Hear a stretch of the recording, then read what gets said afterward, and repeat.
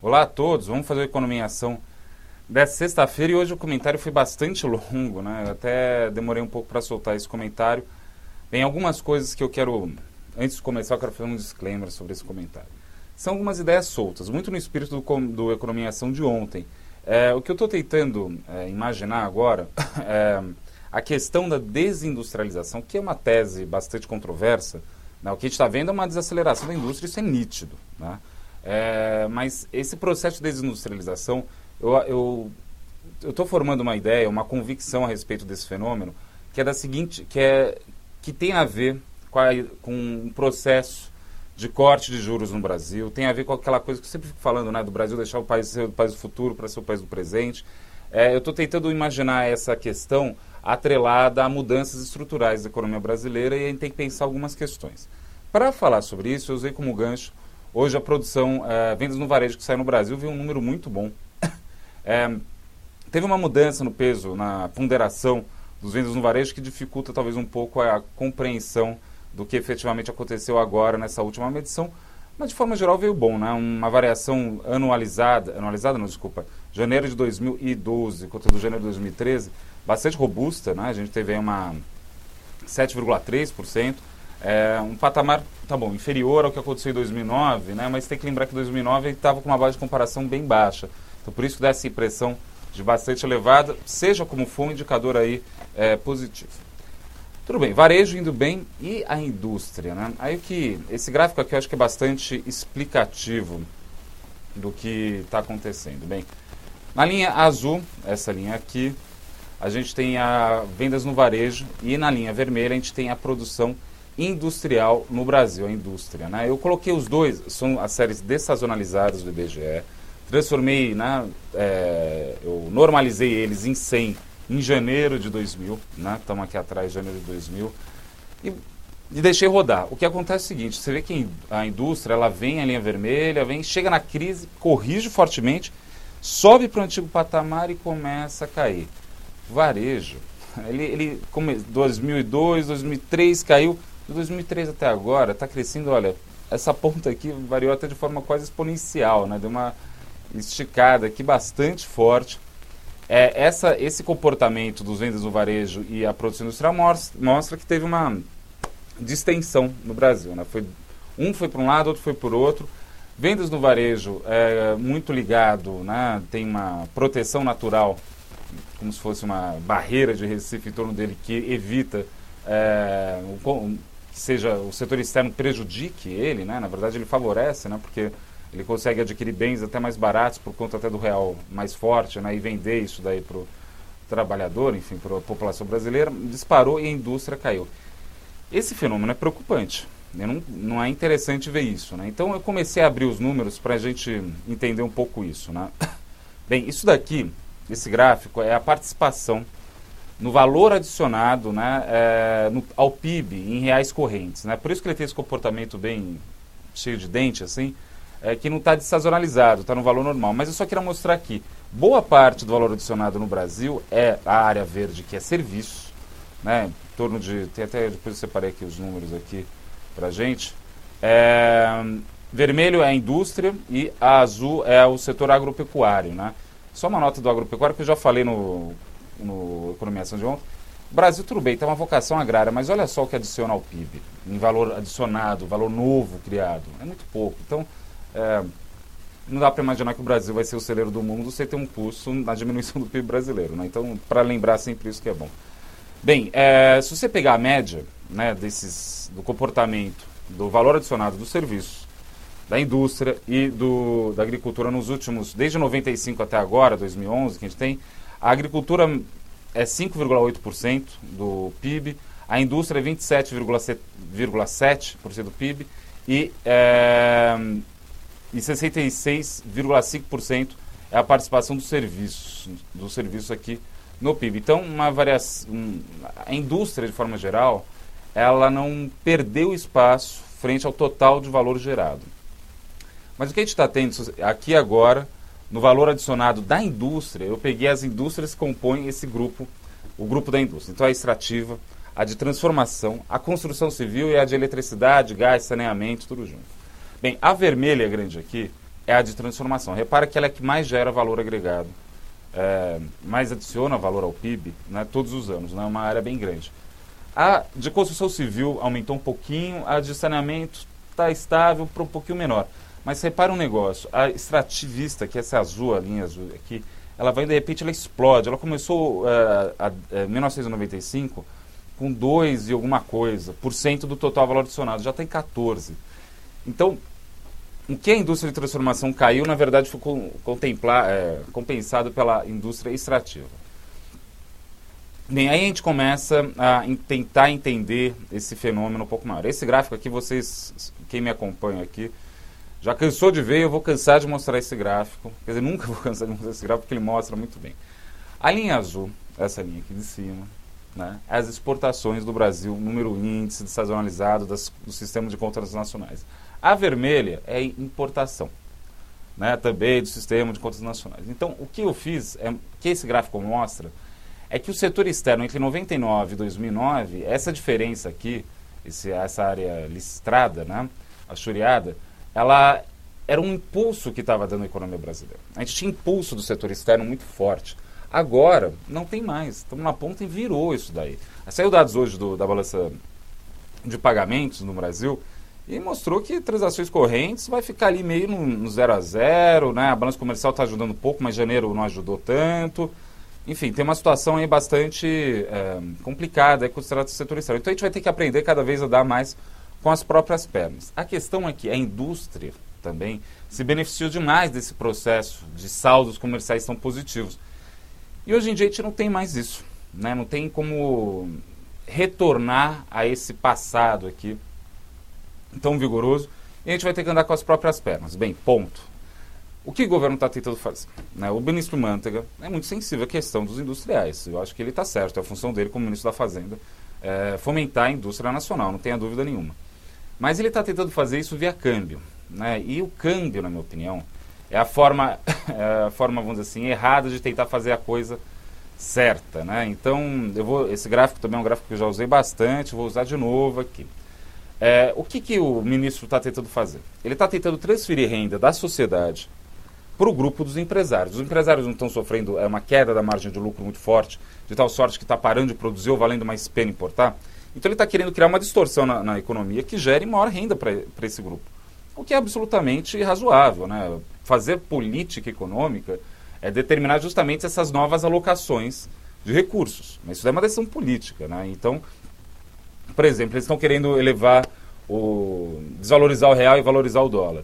Isso daí, fora, né, o que pode gerar distorção na economia, né? Imagina o seguinte, o brasileiro antes comprava adquiria mais bens e serviços no exterior do que adquire agora. Então a gente está transferindo literalmente renda do trabalhador para o setor industrial. Então isso daí tem que ser entendido. E não tem nada errado com isso. Isso daí é política econômica com P maiúsculo.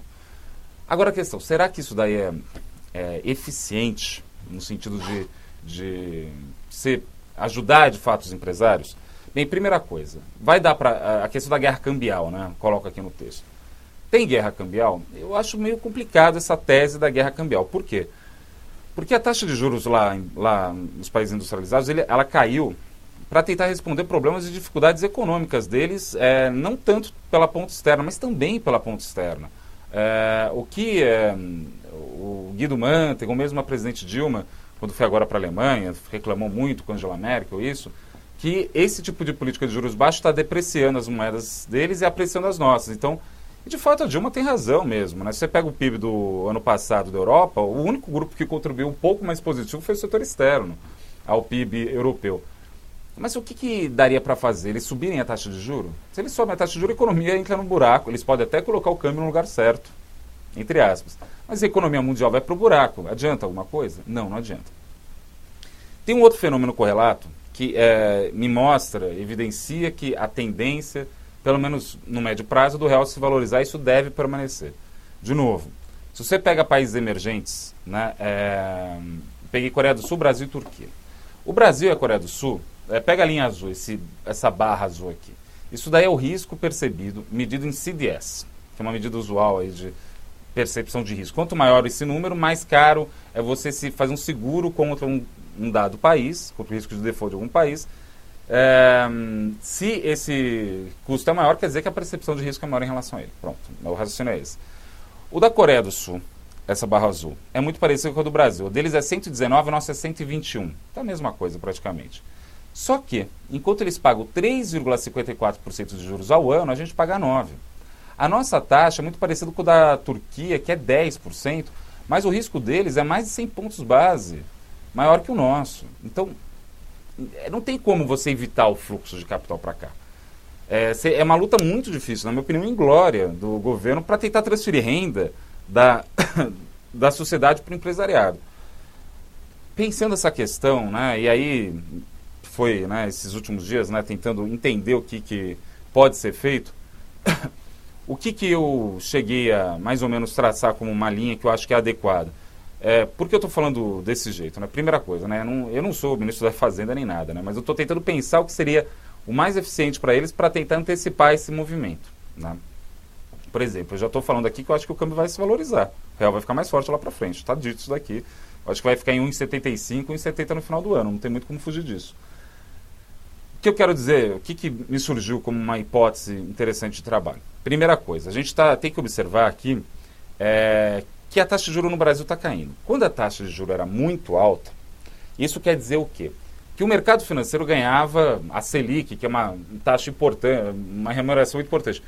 Mas isso quer dizer também que o conjunto do empresariado e qualquer outro tipo de negócio tinha uma taxa de retorno muito superior à Selic.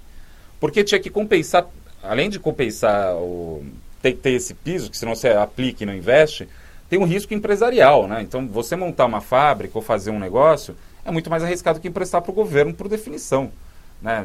Por quê? Porque se o governo quebrar, todo mundo quebrou. Então, é muito simples. Então, o risco do governo é o mais baixo possível. Nem sempre foi assim no Brasil, que é uma coisa estranha, mas, enfim, né? A taxa de juro, ou a taxa de retorno da economia como um todo, sempre foi muito alta. Quando começou a baixar a taxa de juro, essa taxa de juro foi baixando e a rentabilidade dos empresários foi indo junto com isso. Né? Mas não tanto só pela taxa de juro, mas por conta de apreciação do câmbio, também por conta de aumento do salário dos trabalhadores. Isso tudo foi tirando a margem dos empresários também. Quando o CAI chegou num certo nível, todas essas coisas que estavam debaixo do tapete começaram a aparecer. Falta de produtividade, falta de infraestrutura, etc. e tal. O Brasil, eu sempre fui muito contra. Quem me conhece, eu já tive discussões acaloradas a respeito disso, contra as teses do tipo, o problema do Brasil é a alta carga tributária. Eu nunca achei que fosse exatamente isso por dois motivos. Primeiro, a carga tributária no Brasil é alta porque a gente precisa construir todo o mobiliário social. Precisa fazer as escolas, os hospitais, as bibliotecas, as praças, os museus. Tudo tem que ser feito. Infraestrutura nem se fala. Como assim você vai baixar a arrecadação agora? Me parece muito fora do lugar. E tem outra coisa que também me parece fora do lugar, que é essa tese, não, vamos cortar a arrecadação do governo, os impostos, e achar que vai melhorar esse outro conjunto de fatores.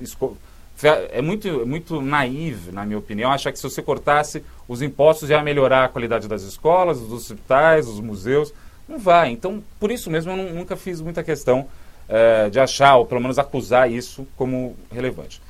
Só que no Brasil, o Brasil está entrando numa outra fase agora, onde os juros vão permanecer num patamar mais baixo.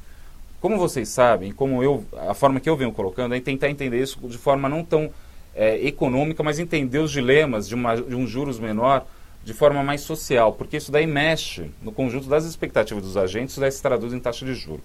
Eu estou tentando imaginar o que é esse novo mix possível de política monetária, política fiscal no Brasil. Bem, só resumindo rapidamente a ideia. A política fiscal no Brasil sempre foi de cobrar muito imposto, sim. Só que o governo brasileiro sempre transferiu bastante. Então, por exemplo, eu reduzi demais a questão aqui no comentário, mas, por exemplo, você cobra muitos juros no mercado financeiro, não tem problema, a gente tem uma taxa de juros enorme e paga uma taxa para lá de satisfatória para o mercado financeiro. Cobra muito imposto da indústria, não tem problema, o BNDES vai lá e dá taxa subsidiada, isso daí também é transferência de renda. E agora tem transferência de renda diretamente para a população mais pobre que fez ela subir. Então, o governo brasileiro lida com a sociedade, eu coloquei assim, a toque de caixa. Ele arrecada muito para depois distribuir demais também. Então, acho que a forma mais adequada agora, já que é para transferir renda para os empresários, porque os empresários estão nesse momento, eu acho correto pensar isso. Na minha opinião, eu acho que eles deviam aproveitar que o juros está baixo e o câmbio está forte para importar bem de capital. Na minha opinião. Mas, pelo visto, não é possível, né? Eu acho que um dos motivos é porque a taxa de retorno deles está muito comprimida.